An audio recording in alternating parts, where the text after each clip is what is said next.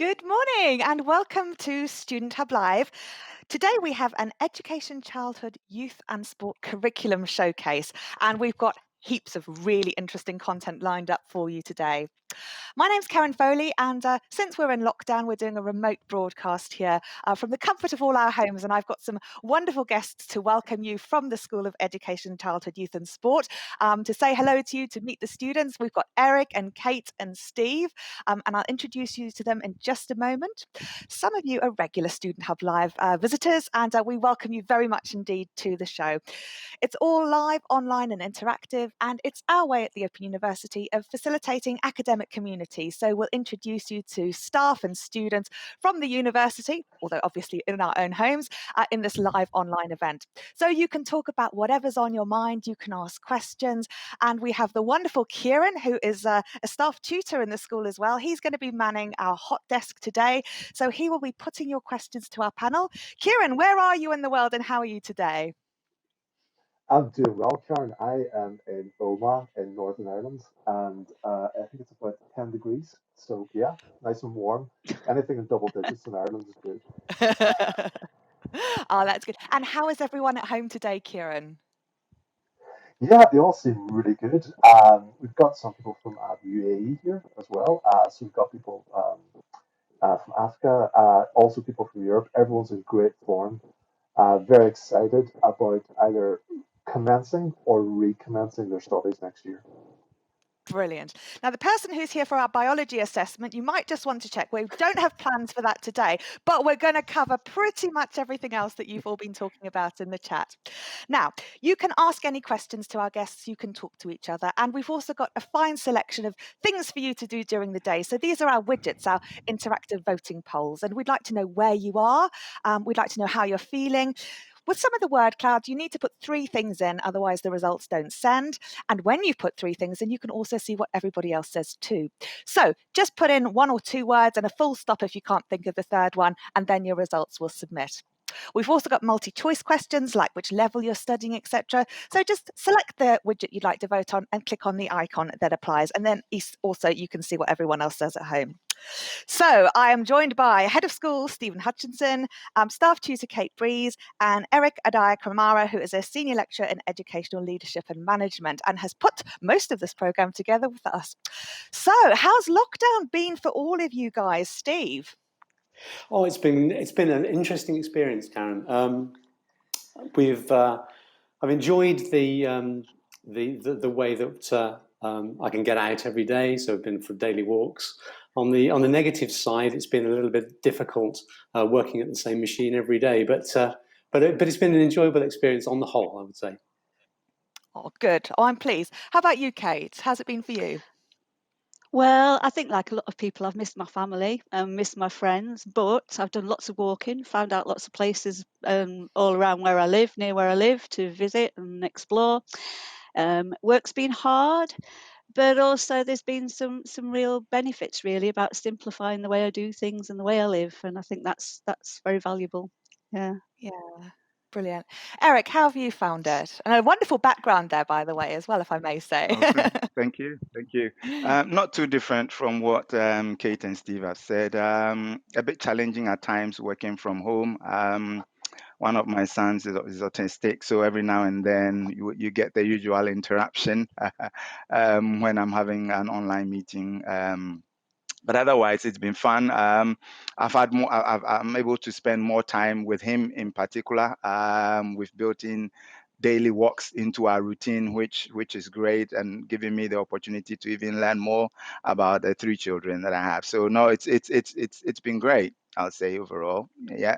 The usual Oh. stresses of work, of course, but family wise, I'll say yeah, it's been lovely. Oh, that's good. Yeah, I think it's all encouraged us to think about different things. And I know when we were planning some of this program, the homeschooling has been something that we've spoken about Yeah. during most of the meetings, with most of the interruptions in those meetings as well. So I'm particularly interested in what Amber has to say about that later on in Yeah. today's program. Steve, some people will already know a lot about the school, but I wonder if you can give us a little bit of a synopsis about the school and perhaps a few highlights. Certainly. So the school has about 18,000 students all across the 4 nations of the UK.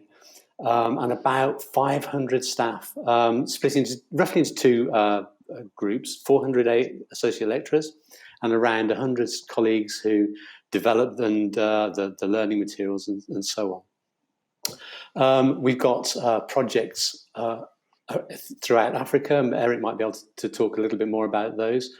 And we've got our brilliant academic staff have been working on supporting co-productions with the BBC and radio companies to develop programs like Bringing Up Britain, The Educators, A Child of Our Time, those sorts of things. So a talented group of students, 18,000, and around 500 staff. So a brilliant group of people to be working with. Wonderful. And Eric, I'll ask you a little bit about the international things, but Steve, I wonder if you could sort of maybe share some of your thoughts for our students. I know that it's been very challenging times, and I think that while there have been many good things, I know a lot of people have really struggled with lockdown. I think particularly studying. And I wonder if you've got any words of advice for people out there who may have had mixed experiences and are maybe finding it a bit tricky to fit their study in and focus right now. Yeah, I know it's really difficult. It's really difficult for everybody who's working at home. What I would say is that I think that if you can build in study breaks, if you can build in time for yourself and for your family, take time away from the machine, take time away from your computer, go out for walks if you're able to, if you're not shielding and so forth. That for me, I found that very helpful. I know that students have found that helpful too.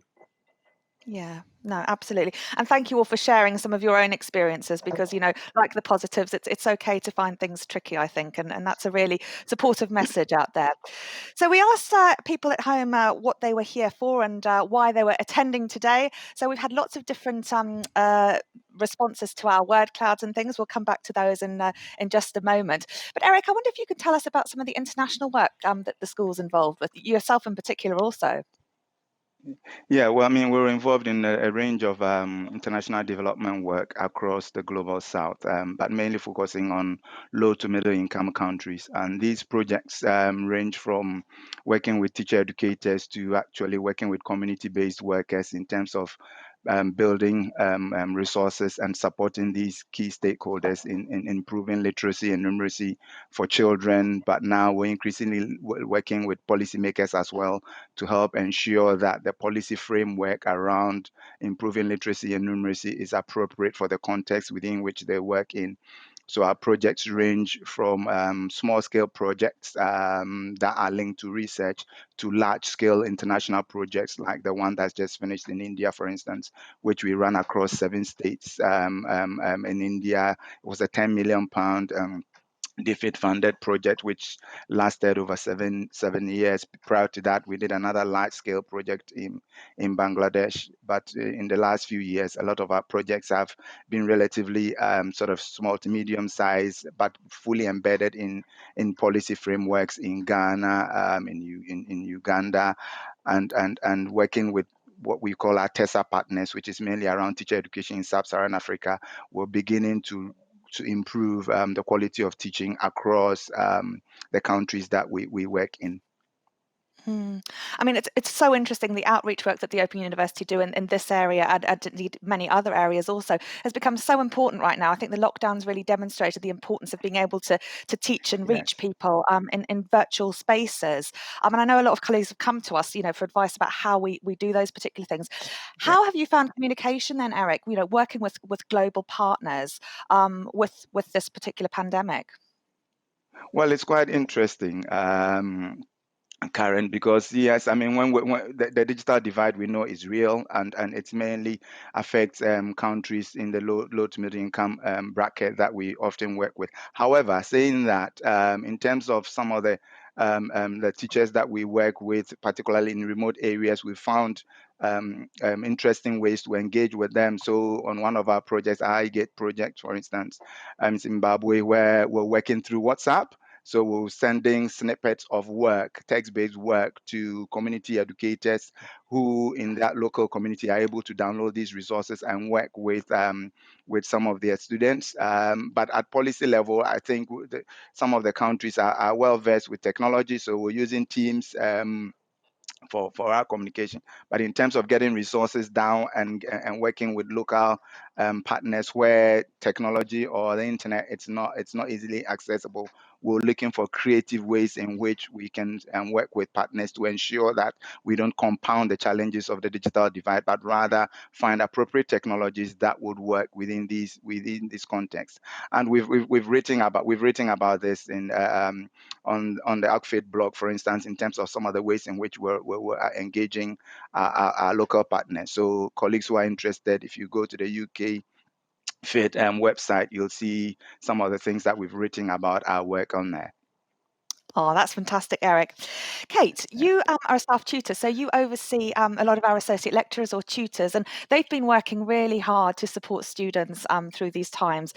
I wonder if you can tell us a little bit about the impact of lockdown on both tutors and associate lecturers and students.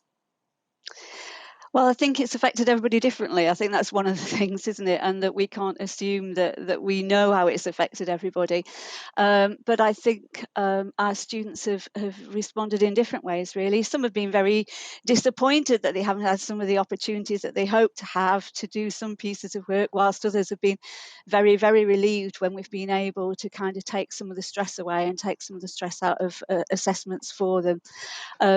Some students are finding more time to study, other students are finding it very hard to find study time, particularly those who've got children at home. And we've had to kind of do a lot of reassuring, really, to say it's okay to take more time away from study right now if you need to. It's okay to take a break. It's okay to focus on your children. Being a mature student and a parent is always challenging. Always, I was an OU student myself with young children, and I know that tension of thinking, who should I give my attention to today? And I think COVID's added to that, and we're just doing all we can, really, to reassure our students that you need to do what you need to do just now, and we will work with you to support you. And hopefully, we've got a bit of time now to work out what's going to be the best way to launch our new academic year in October, making sure that we provide students with the best support we possibly can, and that we review the demands that we place on our students to embrace and to address some of those challenges that COVID is no doubt going to continue to give us for a little while yet. Yes, and we're all working together on some of the events to support the induction for our new students in October, both for the school and also at Student Hub Live. We'll do some workshops so our students can feel super supported as they go into the new academic year. Kieran, how's everyone at home?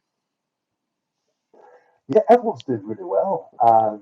I'm just going down here some of the comments, and we have people who are studying human biology, people who are studying a subject going to be close to my heart, which is sport. Excellent. So we've got Chris, who's going towards sport, and Robert as well. Very positive mood. Everyone's looking forward to studying. There's quite a few new students here as well who are beginning to study at the Open University for the first time, and I think as I'm just going to really plug the Open University here. Speak as a staff tutor and as a tutor, building on what Kate said, the OU is just ideally suited to that. So good decision, you guys. That's wonderful. Thank you, Kieran. And good to see you not just talking about sport and being inclusive as well, about everything else in the school. So I'm going to ask our panel then. Sorry, Kieran. We I talk wasn't about going to say sport. anything. I was just going to agree with you. Right, so we've got a really packed program lined up. So I'm going to ask Steve, Kate, and Eric, what are you most looking forward to from our very program today? Steve? Oh, well, I think I'm looking forward to everything that's going to be going on today. Particularly looking forward to listening to Amber Fensham-Smith, who's one of our new colleagues in ECYS, and then followed by John Oates, who's going to be talking about child development during lockdown. John's been with the OU for some years now, so looking forward to seeing both of those colleagues, but everybody. Oh, good. No, it's always wonderful to hear colleagues present and see what people are up to. And we've got some great debates those two are going to be bringing. So I'm really looking forward to those also. Kate, what about you? Well, Karen, I'm a youth worker by background, so I'm really, really looking forward to hearing the presentation by one of our new members of staff, Anthony Gunter, who's going to be talking about understanding and preventing serious youth violence. I think that should be a really interesting session. Oh no, I'm really looking forward to that also. He's fascinating and it's a really interesting topic. So yeah, no, that'll be brilliant. Eric, what about you? Karen, I'm sure you know what I'll say. I mean, having helped put the program together, it's difficult for me to choose any particular one. And, I'll be around all day. So, no, I'm looking forward to listening and to all my colleagues and effort that they've put into to bring this program to us, to our current students and our new students. So, yes, I will be behind the scenes and enjoying every bit of it. Brilliant, that's all. And you can pop in later, Eric, and I know you're going to chat to Yeah, students online. So if you've got any questions for Eric, we also yeah. have the lovely Kath from our student support team who is on the hot desk also. So this is your chance, if you're watching live, to fire away any questions. This is all available on Catch Up as well. So while we're on air for quite a few hours today, have lunch, have a cup of tea. We will have short breaks during today's programme, but you can watch it again on Catch Up. So enjoy the chat or turn the chat off and just watch the video if you prefer, and make the most of this wonderful experience we've got in store for you. So when we were allowed on campus, we did some campus tours, and I'm really glad we have actually, because I love seeing the campus in Milton Keynes. So we're going to show you some of the highlights that we will be hopefully returning to, and all students are welcome on the campus as well if you'd like to come when we're out of the lockdown situation. But I'll show you one with colleague Dan Weinbrin, who wrote a book called The History of the OU. So it was really interesting to actually walk around the campus and have a word with him about some of the sites there. So we'll show you that short video, and then I'll be back for our next session.